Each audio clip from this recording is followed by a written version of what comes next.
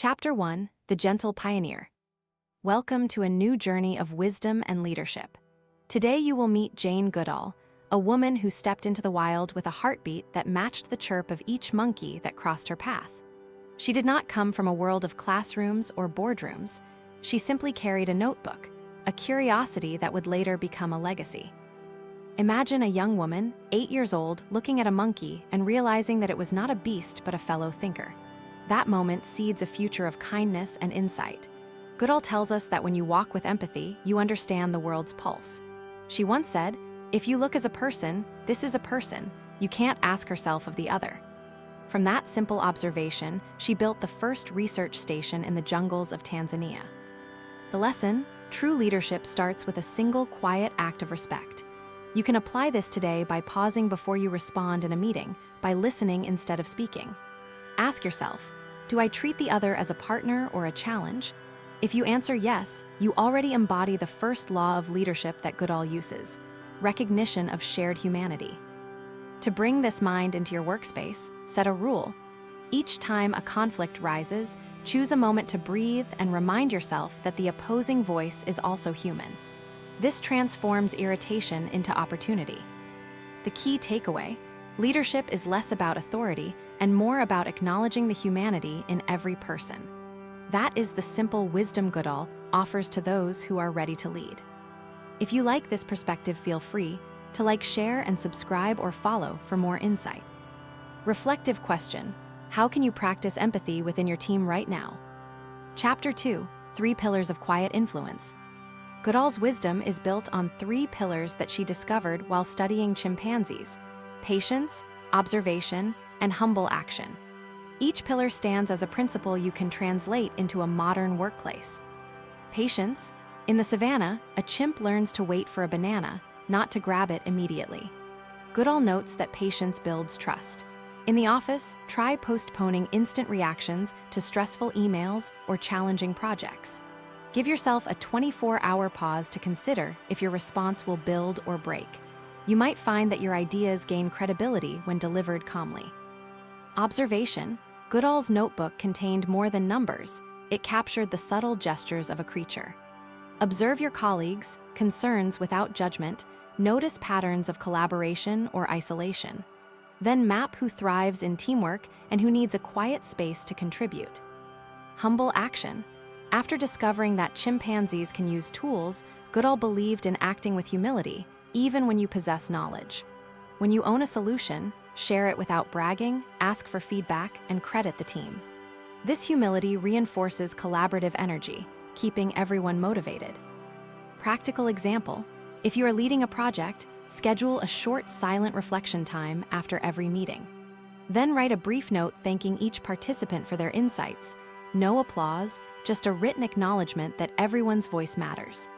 This echoes Goodall's quiet gesture of gratitude toward the jungle, translating into a more inclusive atmosphere. Key takeaway: patience, observation, and humble action are the quiet forces that transform leaders into trusted guides.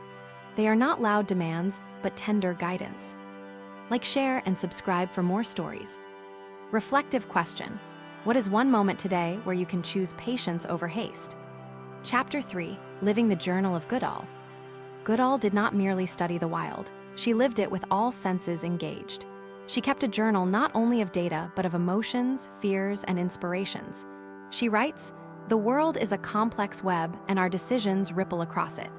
When she faced criticism from the scientific community, she did not retreat. She stayed, she asked questions, and she listened.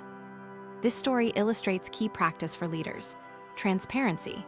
When a plan fails, admit the shortfall openly, own it, and invite corrective ideas.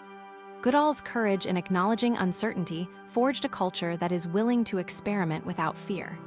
You can mirror this by implementing a mistake board at your workplace, a space where failures are displayed alongside lessons learned. Another example is resilience. Goodall survived a decade of skepticism and emerged with groundbreaking discoveries. The lesson is to view setbacks as part of the growth trajectory. Keep a personal log, as she kept hers, where you note daily successes and failures. The act of recording thoughts clears the mind and reveals patterns that guide future decisions. Apply it today by starting a brief end-of-day reflection. Record one learning, one obstacle, and one action for tomorrow.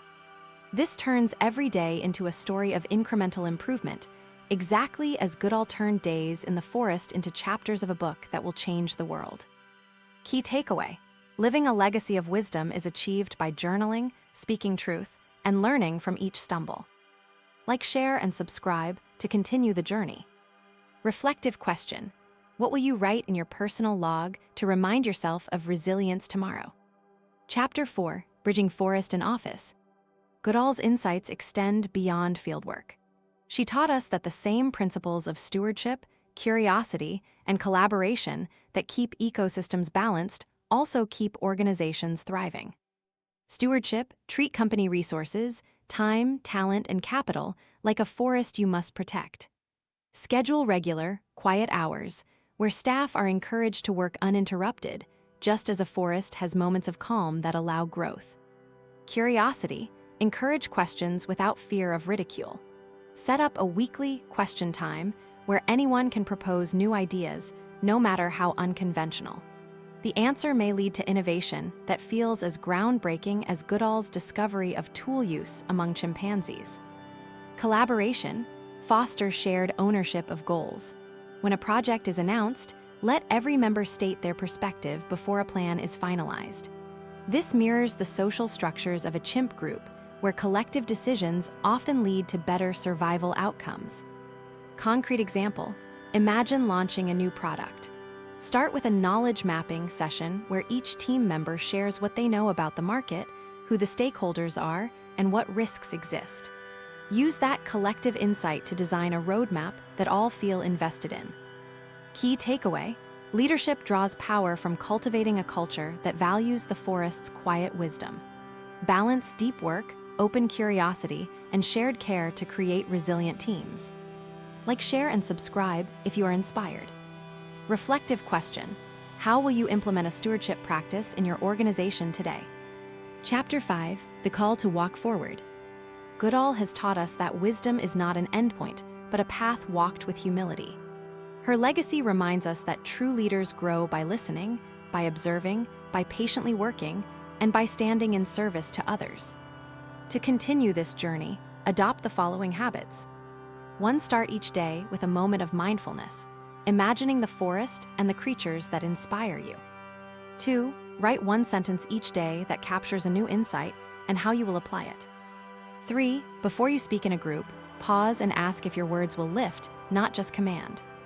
By weaving these habits into your routine, you will become a leader who moves others gently, invites collaboration, and steers towards sustainable success. The essence of Goodall's wisdom lies in the quiet force of intention, and it is yours to carry. Thank you for walking this path with us. If today's story sparked a flame within you, please like, share, and subscribe so we can share more stories of wisdom and leadership. The final question for you: what small act of wisdom will you commit to today that will ripple out into the lives of others?